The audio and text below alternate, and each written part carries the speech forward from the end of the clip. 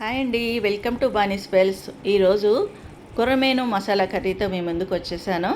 దీన్ని కొన్ని ప్రాంతాల్లో కొర్రమీను అంటారు, కొన్ని ప్రాంతాలలో కొర్రమట్ట అనుకుంటారు. మనమైతే కొర్రమీను అందాము. చూస్తున్నారు కదా, ఎంత జ్యూసీగా సాఫ్ట్గా ఉడికిపోయింది కర్రీ. చాలా చాలా టేస్టీగా ఉంటుంది. ప్రాసెస్లోకి వెళ్ళిపోదాం. స్టవ్ మీద వెడల్పాటి ప్యాన్ పెట్టుకొని ఒక 3-4 టేబుల్ స్పూన్ ఆయిల్ వేసుకోండి. తర్వాత 2 మీడియం సైజు ఉల్లిపాయలు చిన్న ముక్కలు కట్ చేసి వేసేసి అవి ఫ్రై చేసుకోవాలి కలుపుకుంటూ. అలాగే 2-3 పచ్చిమిర్చి ముక్కలు సాఫ్ట్గా అయ్యే వరకు ఫ్రై చేసుకోవాలి.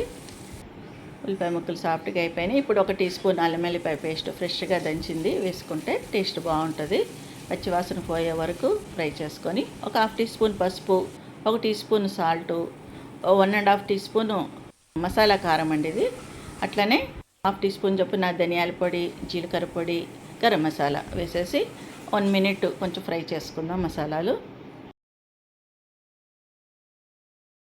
మంచిగా మసాలాలు ఫ్రై అయిన తర్వాత ఒక పెద్ద గ్లాసు వాటర్ వేసేసి, ఇది పులుసు కాదు కాబట్టి మసాలా కర్రీ ఇది కాబట్టి కొంచెమే వాటర్ వేసుకోవాలి. ఎక్కువ ముక్కలు మునిగే వరకు వేసుకోకూడదు. ఇదేం పెద్ద ప్రాసెస్ కాదండి, సింపుల్గా అయిపోతుంది. మసాలాలు కొంచెం మనం పొడి చేసి పెట్టుకుంటే సరిపోతుంది. ఇప్పుడు ముక్కలన్నీ ఒక దాని పక్కన ఒకటి వేసుకోవాలి. ఒక దాని మీద ఒకటి వేస్తే మనం తీసుకునేటప్పుడు అన్నీ చితికిపోతాయి. అన్నీ అడ్జస్ట్ చేసి వేసేసి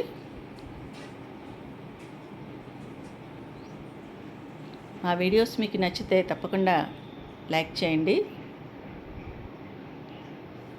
కొర్రమీను కాబట్టి మనం కొంచెం గరిటె పెట్టి కదిపినా చితికిపోదు. కొంచెం అట్లాగా ఒకసారి 2 సార్లు అలా కదిపి మూత పెట్టేసుకొని ఒక 5-6 మినిట్స్ మీడియం ఫ్లేమ్లో ఉడికించుకోవాలి. ఇప్పుడు మూత పెట్టి ఉడికించుకున్న తర్వాత మళ్ళీ మూత తీసి 5 మినిట్స్ తర్వాత రెండో వైపు టర్న్ చేసుకొని ముక్కలన్నీ మళ్ళీ ఉడికించుకోవాలి ఇంకో 5 మినిట్స్. ఇది మొత్తం ప్రాసెస్ అంతా కలుపుకొని ఒక 15-20 మినిట్స్లో అయిపోతుందండి.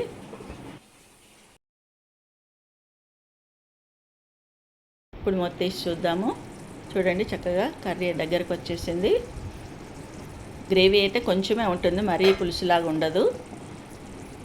ముక్కలేమి చితికిపో, మంచిగా దేని ముక్కకు ఆ ముక్క చక్కగా ఉడుకుతాయి సాఫ్ట్గా.